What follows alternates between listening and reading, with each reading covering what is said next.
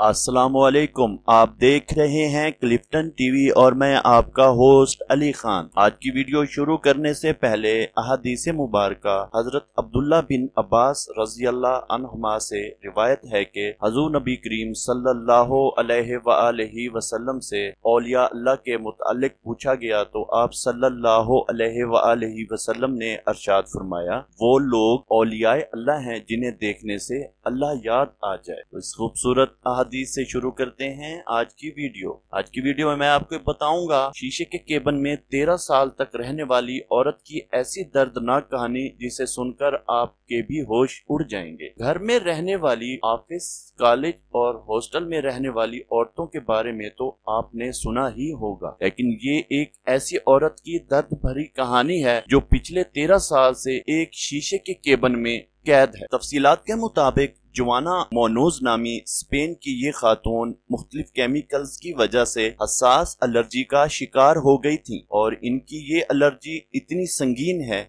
कि मालूम नहीं कब खत्म होगी। इनके शौहर घर के बागीचे में सब्जियों और फलों पर जरासीम मार स्प्रे कर रहे थे और अचानक इन्होंने इन पौधों के पत्तों को हाथ लगा दिया था, जिसकी वजह से इनको ये मोहलक एलर्जी हो गई। स्पेन के शहर कैडिज से ताल्लुक रखने वाली जोआना साल में 2 बार अपने बच्चों को गले मिल सकती है, इनसे कोई नहीं मिल सकता और अगर किसी को इनसे मुलाकात करनी हो तो वो खास किस्म के सैनिटाइजर से नहा धोकर खालिस कॉटन के कपड़े पहनकर इनके केबिन में जा सकता है। डॉक्टर्स के मुताबिक जोआना का ये मर्ज हतमी तौर पर ठीक नहीं हो सकता, लेकिन अगर वो जिंदगी से मोहब्बत करती हैं तो इसी तरह शीशे के केबिन में रहकर अपना वक्त गुजार सकती हैं। जोआना कहती हैं कि मुझे शिद्दत से अपने बच्चों की दूरी का एहसास होता है। वो मेरे पास होकर भी मेरे पास नहीं है। मेरा शौहर मुझसे बेपनाह मोहब्बत करता है, इसीलिए आज तक मुझे छोड़कर नहीं गया। मैं खुश नसीब हूँ कि मुझे